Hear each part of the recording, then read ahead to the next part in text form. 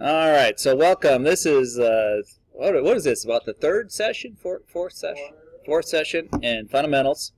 Just to remind you, here in the assignment schedule, we are a little bit ahead of schedule, but keep in mind this little schedule could be subject to change. I might throw some extra things in there. If we get behind, I might throw things out of here. I try to keep them up to date here in Schoology. Over on the right side, you will see things that are coming up. So we want to be done with this by Friday. That doesn't mean we don't get it done by Friday, but wait until Friday to get it done. We actually may have that done today. Remember what we did. We'll be needing to worry about these online companions as we get into the Word assignments.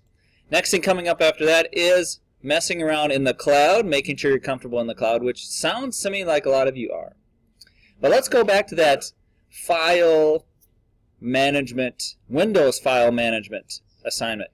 Remember when you're in Schoology, you can click on the little arrow next to things, and you'll see what's inside of that folder. Click off the arrow, it shows you the text description. You can also go browse down into it and only see what's inside of there. And you can go back. Remember, in your browser, you can always use the back button as well. But I like this little arrow to show me what's in there. Then I can still see everything else in the class, but also what's inside of there. Okay, so this is the one we're working on. Let's just open up that assignment, and usually I give you a reasonable explanation of what I want you to do in there. And I was making this list last time as we worked through it. Now let's just review our Windows File Explorer, easily confused with Internet Explorer. There's Internet Explorer. I hardly ever use Internet Explorer. It is just not winning the browser wars for me. Windows File Explorer. I have it here on my taskbar. Your taskbar is across the bottom. And you can't see that because I'm not recording that. Let me see if I can move that taskbar. I was having a hard time getting my taskbar moved. There, let's see if I can do that. There we go. Now my taskbar is across the bottom, except you can't see it. Let me see if I can record that. Yeah, I think it's in the recording window now. There's my taskbar. I have the Windows File Explorer right here. Remember though, if you ever want to run a program, you know it has Explorer in it. You can hit either the window key or clicking on the little window flag icon and start typing the name of the program. Explorer. There we go. Not Internet Explorer. Notice here Internet Explorer is highlighted. If I hit enter right now, it would start Internet Explorer. But I can click on File Explorer, and now it runs my File Explorer. You should be very comfortable using Windows File Explorer. Let me show you a few things here, though, that maybe are new to you. I want to show you a few things on this ribbon of the File Explorer. Remember, here on the left, you have your folders. If you click on a folder, it shows you what's inside of there. I'm going to go all the way down to the bottom and click on my local drive D. I have an extra drive. You only have a C drive on your computers. Remember, you can go down. You'll see lots of other things connected. If you connect in a flash drive, that should show down here. Often, all you see is this PC. To expand it, you can click on it and show what's in it there, or click on the little left greater than symbol, and it will expand what's inside of this PC. And I can click on my D drive. If you have a OneDrive, that also shows up here. I'm connected to my personal OneDrive, but I'm going to be doing the work here on the D drive. As I click on it, over on the right side, the files located in that folder appear. I'm going to double click to go into my special folder with my documents, Fundamentals of Computing. There we are, SP 2020, and I have my various files here. Remember what we were doing last time? We started a folder with your last name underscore first name dash CS101 SP 2020, as in these instructions right here. So there's the folder I created. Remember how to create a folder. throw it out to the class. What is the way that you would create a folder while you're right here? How would you create a folder? There's a new folder button right there. That's one way. Anyone know another way? Right-click anywhere in here, and you have the little pop-up menu, and there is New Folder. Sometimes when you view these pop-up menus, they show you a shortcut key, often for creating a folder. And I think it's Control-N. Let's see if Control-N. No, Control-N gives me a new File Explorer window. It doesn't create me a new folder. There are different keys will do certain things for you. Now, are you viewing the file in the same way you see mine? Because underneath the view, you can see folders as extra large icons. If you click that View tab, you can view your files as large icons, medium icons, a list, a large icons list, or a small icons list, or my favorite, details. Yes? Control-Shift-N. Okay, that will give you another. So that's one thing that is confusing for many people with Windows, is there are multiple ways to do the same thing. And you'll watch someone doing it and think, wait a minute, how did you do that? And you realize, oh yeah, that's another way to do that particular task. I try to get you familiar with the various ways. Sometimes they're more obvious than others. Now, there's many confusing things in the File Explorer, and I want you to be familiar with them. Something that I like to do that you probably don't see, file name extension. See that little View tab? I love seeing my file name extensions. For some reason, Windows likes to hide that from you. And so you think you have a file called test experiment when it actually, its real name is ending with .txt. Sometimes there are hidden items. You can decide to show hidden items that the system hides from you because they're special files that normal people don't care to see. But because I'm not a normal person, my wife can attest to that, I like to view hidden items. Double-clicking on a folder takes me down into the folder. Notice what happened when I was at this level. When I clicked on it once, see how that name is highlighted? While that name is highlighted, if I hit any key, I am renaming my file. It's very easy to accidentally rename a folder and not sure what in the world happened. Clicking on it once, then clicking on it one more time, selects that. Another way to rename, I can right-click. Remember, right-click is your friend. Often pops up a menu that has useful things. Like, if I specifically want to rename it, I can click Rename, and now I can adjust the name to that. But one thing to pay attention to, some folders it's very handy to view the details. That's something that I often use as my default. Often, though, you'll see things as icons. And see how with the extension turned on, it even shows the name underneath the icon. I can turn that extension off and on. One thing I love about viewing it in details is I can see the date that I've created things, even before I do any searches for particular dates. Okay, I'm going to go down inside that folder we started last Monday. Today's Wednesday, yes, getting my days right. Here I have the 4 folders we created last time. To see what's inside of them, I have to browse down into it. Oh, there's the Excel file I created. PowerPoint file. Oh, we haven't created a PowerPoint yet. I jumped ahead and did the access because there was a question about access. There is my access file. So this was just a little practice, creating one each of the applications that we're going to be learning in this class, our major topics.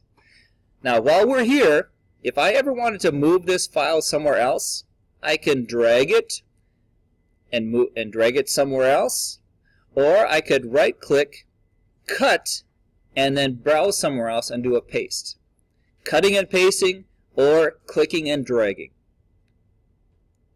But let's go to our PowerPoint section and see, oh, we're missing our PowerPoint. So let's start PowerPoint by clicking my window button and typing power. Oh yeah. And now I have the power running PowerPoint. Remember, unlike Access, PowerPoint doesn't know where your file is going until you decide to save it. In Access, it wants to know where you're creating this database at the very start. But don't worry about knowing anything more about Access. Just know that Access is a powerful program that most people don't know about. But if you understand just a little bit about Access, you will have yourself in the top 5% of people that understand Office. Most people that know Office know Word and PowerPoint. And maybe a little Excel. And you go into your interview, they say, do you have Office skills? Oh yeah, I know Word and PowerPoint. And I've used Excel. And they'll say, oh great. Oh, by the way, you know the Access is part of Microsoft Office as well. And they'll say, oh, you're one of those people. You know more than any average person. We're going to hire you right now because you know Access. But let's create a PowerPoint for fun here. And you get to choose whatever PowerPoint design you like. If you want to go with the plain blank presentation, that's fine. Because all we're doing is creating a PowerPoint, and then we're going to put our name in it and save it. Just for practicing creating files and organizing them. So there is my PowerPoint. I'm just putting in the title, Mr. Arthur T. Manning. And for a subtitle, I'll put CS101, the greatest class. The greatest students. Yeah. And now, right now, where is this file exist right now? Has it been stored yet? Actually, it's kind of a tricky question. It actually is stored in a temporary location that you'll never be able to find, but Microsoft is usually pretty nice to us as we work on things. In case the computer crashes, usually you can recover files that you have not yet saved yet. And it'll tell you when you start up PowerPoint, oh, you had a file that you had started, and I'll give you a chance to recover it. But until you do a Control-S or a file save, it is in a precarious situation. They do not have very good eternal security, unlike you. Control-S or backdrop save. And now in the Save As, it gives me a chance to browse to where I want to put this file. So I'm now going to browse over to that special location that I want to save this file in. Right now, think of it as just in memory. Now I have a chance to put it somewhere where I can come find it later. This is the part that most people just forget about. On your own computer, do you ever browse? Or do you just let it get saved in the default location, the Documents folder? If it's your own computer, it doesn't matter that you have 10,000 files in your Documents folder, because that's your computer. My beloved father-in-law, Dave Glock, hey, I'd go to help him with his computer sometime. In his Documents folder was all 500 of his files he's ever worked on in his entire life. And I'd suggest, you know, you might want to make a folder by the name of that class. No, I'm too old to make those changes. He had his way of organizing things. Notice the default file name is giving Mr. I'm going to make that a little more interesting. I'll put Mr. Manning. I'm not being fussy about what file name you give these files, just so that you are knowledgeable of how to... Oh, why am I putting it there? I'm not in the right place yet. I have to go down into my documents, CS101.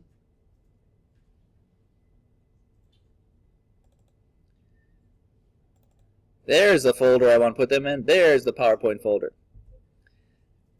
You can always change the name. And just while we're here, remember that there is multiple options. We'll be learning more about these options as we save these files. That I can decide not to choose the default PowerPoint presentation format. Look at all the other formats that PowerPoint will save this file as. Some very strange formats, some familiar formats. I could save it as PDF. We'll be learning about your file save as dialog. Yes, sir? Save it as an MP4? Yeah, you can actually save it, and you can put timings in it, and actually it'll play as a movie with your audio over it. You have that capability. Yep. If I was going to have my own login, could I make it on this computer, or do you have to do that? I have to do it for you. But I could do that if you'd like. Just send me an email so I don't forget, and I can set that up for you. Now, here's something that many people get confused with. Notice I'm doing a save as from inside of PowerPoint. But look, it looks very similar to my File Explorer window. Let me bring up the File Explorer window. It's in here somewhere. I'll put that side by side here. It's easy to confuse this File Explorer window with the Save As dialog because it has a lot of similar look and feel. One thing that doesn't have, though, let's see if I browse over to that folder.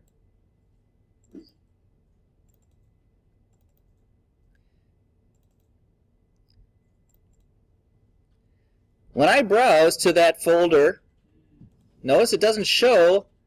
Oh, wait a minute, went to the wrong place. It doesn't show that TXT file that I know is there.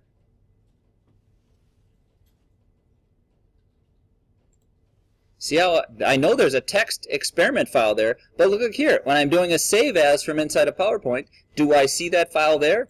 What's the problem? Why am I not seeing this text experiment when I'm over here? Can you tell what's going on? Because what? Yeah, it is there. I'm looking at the same folder. I'm over here in my ATM Instructor 10 folder, CS101. I can see that path up here in the address bar. See, I know I'm there. And over here I know I'm there. Why am I not seeing that file? Yes, you win the prize for today, Daniel. It's Snickers bar. Wow. That's awesome. A little more motivation here for you. Make the class even more exciting, as hard as that can be. See what's going on, as Daniel said, because PowerPoint is saving it, he's only showing you PowerPoint files that he's looking to save. A very common thing for people to confuse the Save As dialog with the File Explorer dialog, partly because of Windows.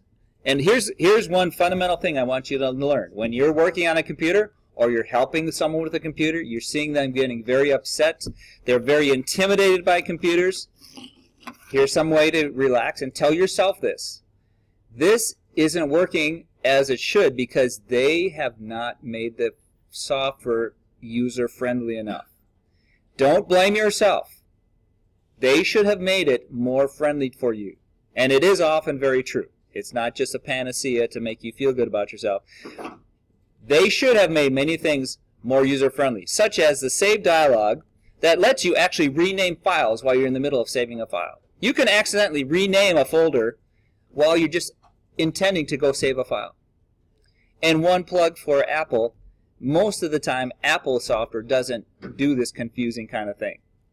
This is one of the major confusions that Microsoft has left around for a long time. You can actually delete things, rename things, when all you should be able to do is just save the file that you have to put somewhere. Now that I'm in the correct place, let's go down into the correct place in my PowerPoint folder. Now I'm saving, it's remembering what type it is, there's the name of it, my last chance to give it the correct name, and now I click Save. Now I'm going to close PowerPoint because I'm happy with my wonderful presentation of one page. And if I browse down here now, back to my File Explorer, browsing down back into that folder, I see PowerPoint, and there's my file there. Now, just for fun, let's do something a little extra, just for practice, as we get ready to pile all these files together into one. How about we go over to, let's do something from Schoology here. Let's go to Schoology and see if we can find something to put in that file. That's somewhat interesting. Let's see, we'll go to Schoology. Let's see, can I save, how about this? We're here on this page describing this assignment. Let's do a Control S right inside of here. Have you ever done that from your web browser? Control S?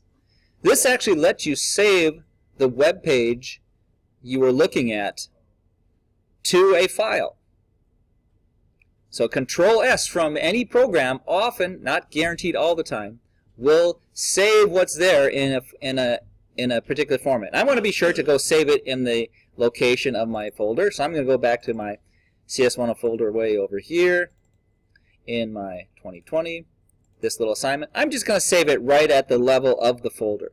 And now if I click Save, and now with the File Explorer, Alt-Tab is a wonderful set of keys, takes me to the other process. Look at that, there's the file I just saved. Oh, and look at that, it actually made a subfolder when I did that for all the images that are located in that file, that were located on that web page. And watch what happens. If I open that file, I think it will start the default program for opening pages. And look at that. It looks just like that page I was just at, with the images and everything, and I think even live links.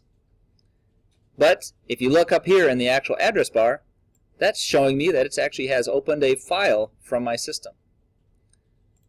So I can Control-S save web pages. Now you already know how to save screenshots of web pages, right? How do you do a screenshot of a web page?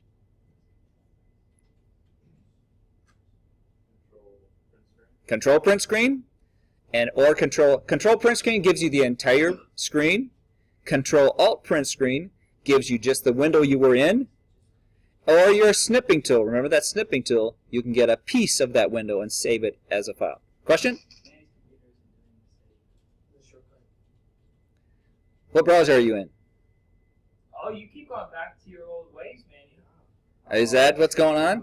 He's in Internet Explorer. Dang it, I should have. I would have expected Internet Explorer to let Control-S work. That you weren't. You've helped us, Emmanuel, by using a different browser. We're figuring out things that don't work with. Is it with Edge? No, because I use Well, here's one thing. Microsoft, guess what browser does Microsoft make the default? Edge. So he's just using the default. Yeah. That's the newbie using the default. Yeah. Okay. Now that we have created these files, we have them saved in a location. Now it's time to finish that last task on the list. We want to compress this folder that contains all of these things that we've made. If I were sending an email and my friend wants to see all my files, I could send them one by one, or I could learn how to make an archive of that entire folder. And that's what I want to make sure you know how to do. How many have used archives before? They're very handy as you have large amounts of files, or you're providing someone like your data files you're going to have with our book. An archive of your files is a very good way to transfer them, but also a great way to have a backup of your files all in one place. Let me show you how that's done. I want to go one level above my folder that has all the things in it. Remember how I can go one level above? I can either click here on this part of the address bar, or click the up arrow that takes me up one level in my file directory. I'm going to click the up arrow right there. Now I can see the folder that I want to pack together into an archive. Remember our mouse friend, Mr. Right Click. Right-clicking on any folder, I have an option to either use 7-zip and add to archive, or send to compress zips folder. I'm going to do the send to because not all computers have the 7-zip program that I just love. Lets me add passwords and things to zip files. The standard one that's built into Windows is send to compressed zip folder. Once I click on that, compressed zip folder, you will see suddenly a file created. Gives me a chance to rename it right now. Let me enlarge that icon so you can see that is a folder with a zipper on it. That's a special kind of file. If I click on it, double click on it, it looks as though I'm browsing it with the File Explorer, but notice this special tab shows up. Lets me view it and extract things from it. Two other programs, I can't see what's inside of there. This folder contains lots of things. This is a special archive file. That's the file that you want to upload to Schoology. So now you are an expert in organizing folders, creating folders, putting things in there, saving things, saving web pages. Now we have created an archive. I'm going to go my details because I like viewing details better because I like seeing how large my files are.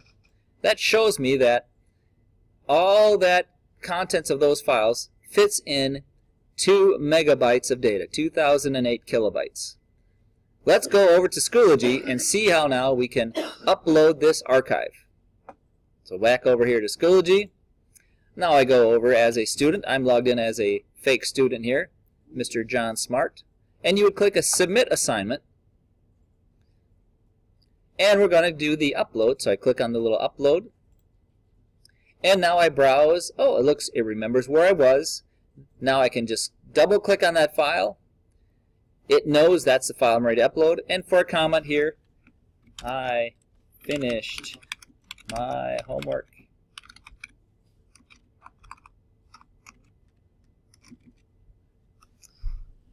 Remember with Schoology, every assignment you can either upload something, upload a recording. Maybe I'll upload, maybe for me, Mr. Smart, he's got a special recording he's going to send up there. Emmanuel Not Smiling video. Let's see if I can go find that. Oh, it wants me to record a video. Yeah, I guess that doesn't work so well. Yeah, I could upload the MP4 that I created instead. I think it lets you upload multiple files, doesn't it? Let's see if it lets me multiple. I'll go find that file of my special friend Not Smiling. Have it in my video folder. Screencast-O-Matic, recordings. Oh, I thought it was in there. Oh, there's so many in there. Maybe I'll just upload it to YouTube, let everyone watch. There it is, Smile Emmanuel. There's the video. There's a Smile Emmanuel MP4. Maybe I'll upload it to my channel. Yeah, it does let you upload multiple files.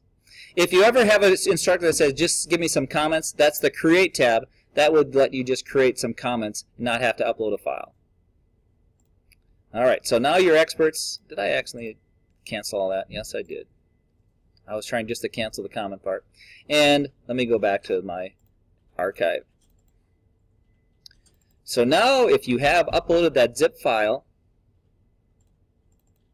there it is. Upload complete. You don't have to put comments. You're welcome to put comments there just for fun. And submit. I have occasionally had times when clicking that, it hung up. It just sat there forever, just spinning, never uploading the file. If that ever happens to you, don't be shy to keep a note of, maybe make a note of when it happened and send a support request to Mr. Newland or a letter. I forget it. He'll forward it to Who Needs to Know if you have any problems like that. Remember to do that for any issues you may have with the system here. There's not enough. There's so many times I find out something was going wrong over the weekend. Nobody called Mr. Newland or the front desk, and we find out on Monday that everyone was suffering from some horrible traffic or something. Let us know, and don't feel shy about saying it's down again, even though you may have told them yesterday. That's how they solve the problems, by knowing when it's happening. There have been students that wait until the end of the semester to say how bad things were.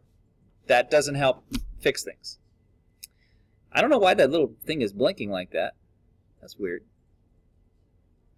Okay, so that one is done. And we can just get started on the next one. Any questions about all that we did? I want you to be comfortable using that File Explorer. Remember how to get there. I can click the Windows button, type Explore, click on File Explorer. This is probably the most important program on your computer, keeping track of where your files are, organizing your things, creating folders. And you are welcome, unless you have your own login, underneath the Documents folder, you can go ahead and create a folder with your name if you're happy to log in as student. But remember, those folders may disappear.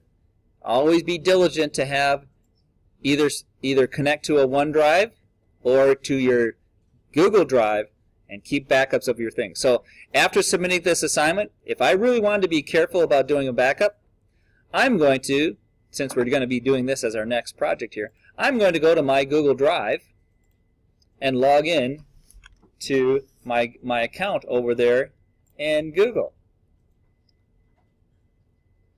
So I'm going to bring my window over here into my Google account. Click on Google Docs. How many have, are you all familiar with Google Docs? Okay. Remember how to get there. I log in. I think I could actually probably go to docs.google.com and log in there. But I typically go to my mail.google.com, log in, and then click Drive. And I have so many folders in my drive. I'm going to go to my CS101 folder, which I know to find. You know, I don't even know where to find it. I'm just going to search CS101. And I search it. There it is. And I have a Spring 2020. Now, to upload files, remember I can drag and drop a file, or I can do new file upload. I'm going to do the easiest one. I'm going to do the drag and drop, but first I have to get a view of the file that I want to get. There it is. I can click that file from File Explorer and drag it to the Google folder. Now I have a backup. Remember, with anything with Google Drive, the only thing you're depending on is the network is working out to the cloud. We are trying to keep that network working consistently for you, but that is the one reason you may want to have a flash drive in case there is ever a problem with their network. The only problem with your flash drive is it might go through the laundry like it did for me a couple times, but it survived. But you do have it with you regardless of what's going on in the network. More and more we're just taking for granted the network is always there. The whole world is depending on the network working most of the time. And now I have that assignment uploaded there. Let's take a look now at the next assignment here. You know what I think I'll do? No, we'll just continue. Let's go to the description of this next assignment and get a head start on that one. Over in Schoology. Last chance. Anyone having any issues with submitting an assignment for that one? Okay, last chance. Let's go up a level to Introduction to Windows and Office. Let's look at the next assignment. What happened to my Google Docs assignment? Did I put it in the wrong place? Let's go back a level. There's a Google Docs assignment that's next on the list. Where did it go? There it is, Cloud Docs assignment. Let's get started on this one because we have a few minutes left. Then Friday we could probably leave early. How would you like that? Okay, Cloud Docs assignment. A little bit more involved here. So it's not just a simple document. We're going to create a cloud document. We're going to publish it as a web page. We're going to also share it as a link to our Google Doc. So you are comfortable and at least have seen once, and you can always replay this wonderful video, see it more times, how to share Google Docs. So we're going to read the wonderful explanation of the cloud and create a new folder, last name CS101 files. So let's go over to my Google Docs page here. I have a 2020 Spring folder. I'm going to create that folder right inside there. While I'm here at Google Docs, I'm not going to spend a lot of time on any of these menus unless you have specific questions. If anything there is confusing you, feel free to let me know. Otherwise, I'm just going to breeze through this and spend more of the time on what goes inside the document. Question? I'm not sure if you'll be able to do everything if you don't use the AtomAS login. But you can try. Why don't you go ahead and try it with that. And I think you'll probably be able to do everything we need to do. So I'm going to create, inside that folder, new folder, and I'm going to call it Manning CS. Oh, I better follow instructions. What did I say to name it as? CS101 underscore files. Last name underscore CS101 underscore files. Better follow the instructions since I gave them I don't want to give you a bad example of not following instructions. There's the folder I'm creating. And now I'm browsing down into there, very much like the Windows File Explorer. And just remember, since Google is building Google Docs, I found it usually works better with using Google Chrome. It has worked mostly with Firefox. Here and there I'll find a little glitch that has had a problem with a different browser. Double clicking to take me inside that folder. There, finally.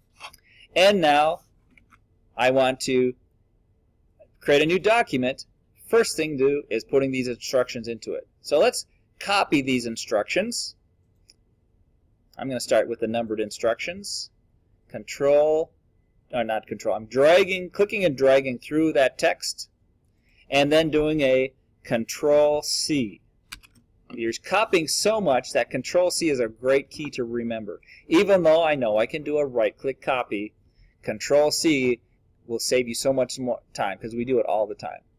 And then back in my document that I'm going to create by clicking New, Google Doc. Now I'm going to Control-V, paste. And I think if you tried the right click here, Google will nag you. If you try Control-Paste, it pops up. Oh, I actually did it. Oftentimes I'll get the, sorry, do the Control-V, don't do the right click. Here it didn't complain. There's the instructions inside that fine document. Let's see what else I need to put in that document.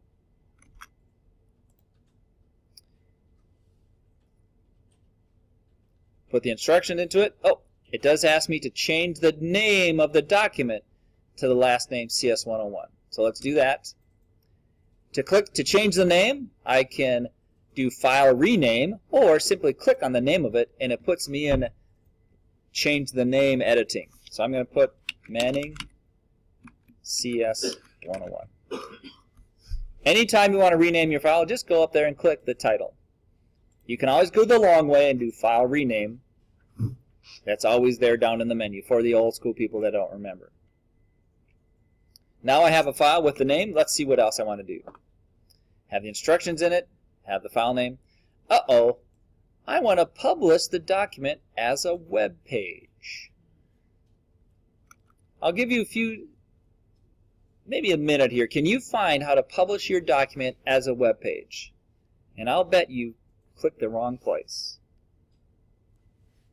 Because it seems like you ought to be able to do it that way, because it's right there looking at you.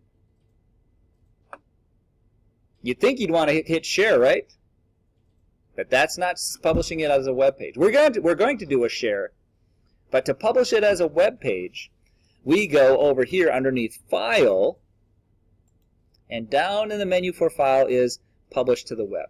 They kind of hide how you can publish your Google Doc as a web page. I'm not sure why it's down there. You'd think it'd be like a little icon up here with a little, Twitter bird or something. Publish to Twitter, publish to Facebook. No, it's down here under File, Publish to the Web. And look what you can do here in publishing to the web. You can, with your document, have it visible anyone that has the link to it. You can send the link to your document in an email by just clicking Publish. And click Yes, I'm sure. If you decide you want to not publish it, underneath File there will be a Unpublish. Now, we're not quite done here. Let's take a look at our instructions. With automatic publishing enabled, okay? Oh, look at that. I gave you the hint right there in the instructions. I forgot that. And I think by default, automatic publishing is enabled. Let me shrink back here. Publish content and settings. Oh, I thought automatic. Maybe it's just not something I can choose anymore. There used to be a little checkbox, is automatically published. Let me see. There it is. Had to zoom out a little bit. Automatically republish. So that's default checked. Here's a point where this is something you won't see in your Google Docs, that in the Emmaus account, you can limit the views to only people within that specific Emmaus.edu. That's one of the advantages of this feature that they offer to any nonprofit called G Suite. Businesses have to pay for G Suite, that is like Google Docs but with special features like limit things to everyone within the organization. Another thing we can do with G Suite is we can have administrators that control all the passwords and can delete or enter accounts into the Emmaus.edu, where anyone can make a Gmail account and no one's in control of that except the people at Google. So G Suite is what Emmaus has. If you have any organization that has a lot of email, and this might be handy, you can easily apply for G Suite for your organization. Many businesses are actually using this. Now you see, remember I showed you Office.com? The Office.com site, they are competing with Google because Google's been doing this for so long. Gmail's been around for how many? 20 years now. Microsoft in the cloud has been around maybe the last 5 years. But they see there's a lot of people using it. There's a lot of money to be had in providing cloud services. So now that I have that link, I can copy that link, Control-C copy, and close that. If I ever need to see the link again, if I forgot it, you can always come back to File, Publish to Web, and it'll show you the link. And what I want to do is publish the document as web page, copy and paste the link to your web page in this writing assignment. So let's go ahead and how about we do that right here. I'm going to put the link to the assignment right here. Here is the link. And I'll just Control-V, paste it. If I want this to be in the active link, I can actually select that text, click the little chain, and make that be the place where that clicking on those words take me. So I have links. I have an active link. Wonderful thing about Google Docs, when there's a link in Google Docs and you go to it, it always opens it in a new tab. It doesn't take you away from your document. I can now view it, what it would look like as a web page. Notice it doesn't look quite the same viewed as a web page as opposed to a Google Doc. I am going to stop here just to give you time to clean up, save any files, catch up to anything. We will be completing this on Friday, maybe doing a little bit more practice just before we get into Microsoft Office, making sure we've touched on all the things that can be done in Google Drive. So I'm going to stop the video here. Thanks for showing up to the video. Subscribe if you like. I don't know what subscribing is going to do. I'll give you a link to my channel. I should do that. That's a great idea. How do I stop recording? My stop recording button is, there it is.